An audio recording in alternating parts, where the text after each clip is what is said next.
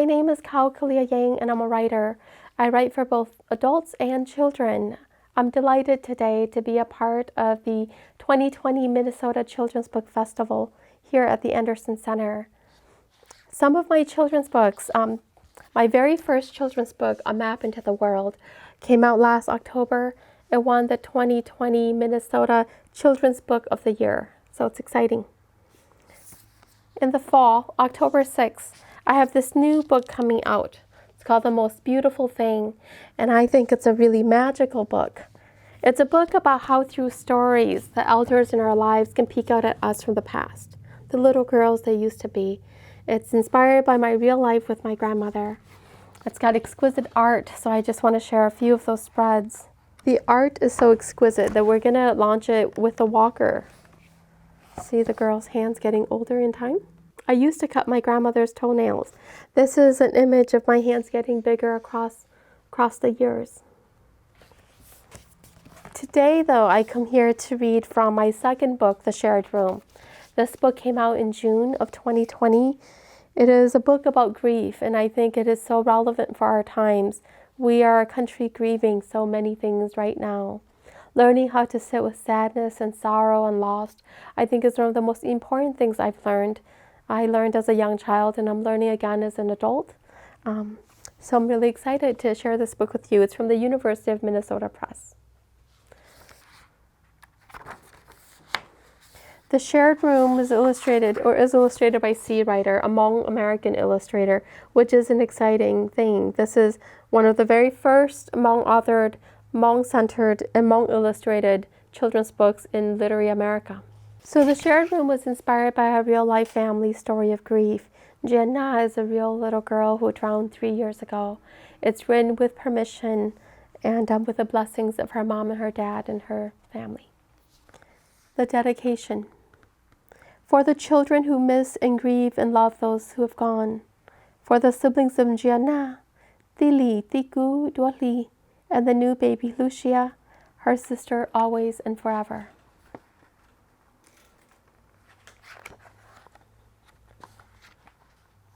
It was a balmy winter day in Minnesota.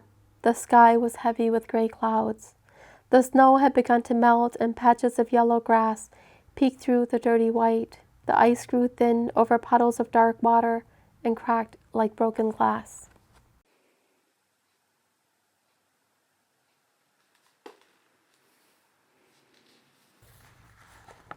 In an old house on the east side of St. Paul, a mother and father sat before a dark fireplace, with their 3 little children playing close by.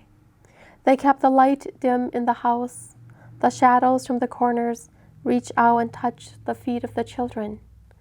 The light entered the room from a single wide window and a picture on the wall. The window looked out at a red stop sign where neighborhood children waited for the bus in a long line on school days.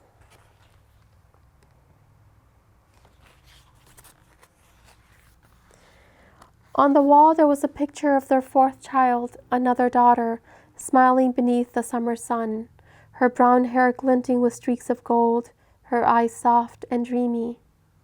Her mouth open in joy, white teeth in a fine row. 7 months had passed since the girl in the picture had drowned.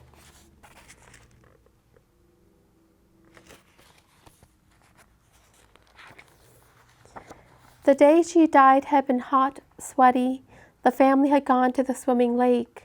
Bright umbrellas unfolded on sand like flowers in bloom.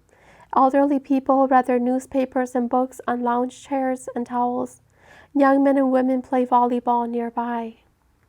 No one saw the little girl walk into the water, laugh when the water touched her toes with its cool, walk further into the lake, feel the water around her waist, walk until her feet lost touch with the ground, float for a moment, and then struggle to surface.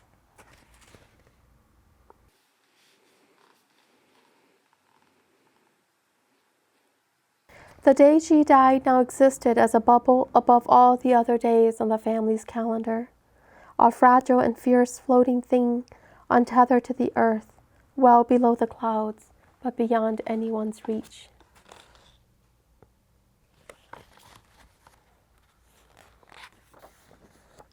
Her room had remained empty, her clothes in their drawers, the pictures she had drawn at school still taped on the walls.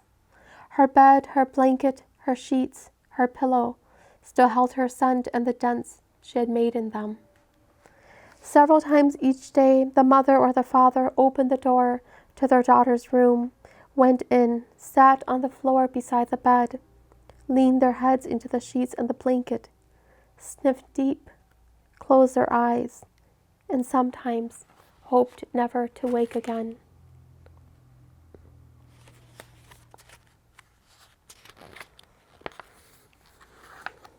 But then the 3 other children called her from the stairs, and no matter how tired, the mother or the father would respond, "I'm coming." A quiet had entered the house. No matter how loud the boys became, or how hard the younger girl laughed or cried, there seemed a sound barrier over the family. A hush like winter had settled in their home.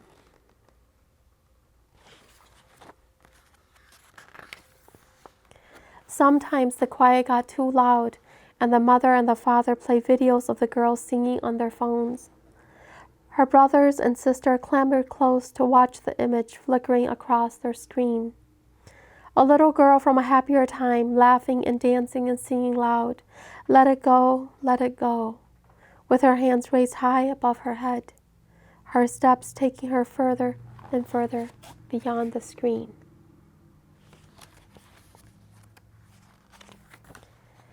The oldest boy was 10. He had shared a room with his younger brother for as long as he could remember. He thought that it would always stay like this until everyone grew up and moved away. He did the math. The house had 3 bedrooms. 1 bedroom was for the mother and father and the baby sister. 1 was for the sister who had drowned. And the last one was for himself and his brother. He knew old houses didn't grow new rooms easily, and so he believed that he would always share a room with his younger brother.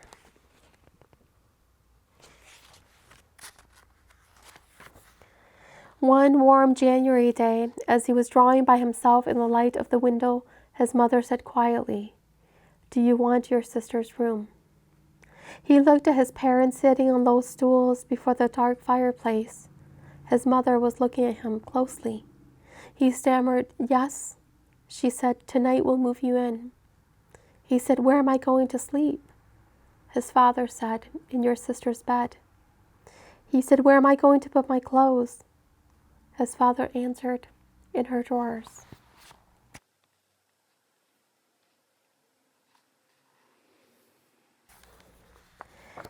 He had been sad, but he hadn't cried in front of his mother and father.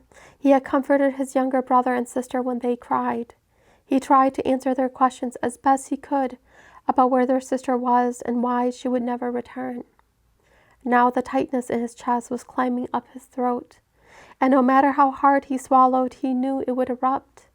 His next words came out in a cry and a question.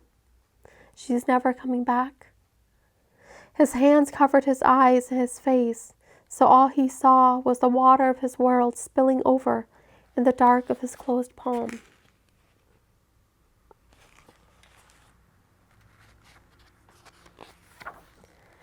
That night, the mother and the father and the boy took off the sheets from the sister's bed and put on new sheets.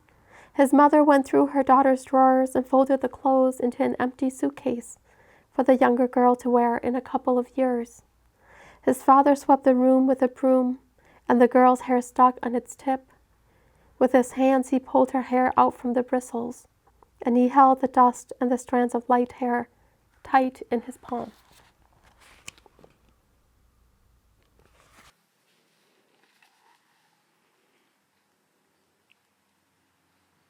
That night, the big brother slept in his new room.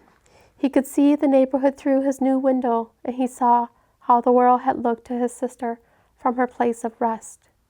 Peaceful. Later that evening, a winter storm blew in on the waves of the warm winds that had visited. Outside, the snow fell lightly at first, becoming increasingly heavy beneath the dark cover of night, until the flakes grew so thick that the street lamps disappeared from view.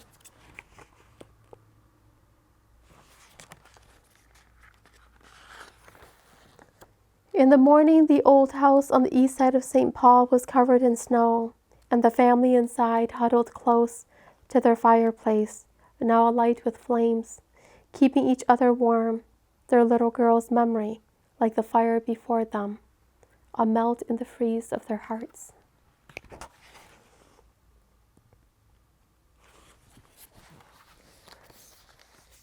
I believe that it doesn't matter how old or how young we are. There are no feelings that any of us can escape from, and our biggest gift to each other is sometimes the ability to sit and to listen and to bear witness to the sorrow and the grief of another, to share in the suffering of others. And so I hope that the shared room will work for your family as it's worked for mine and the family of Jenna. Thank you so much for having me.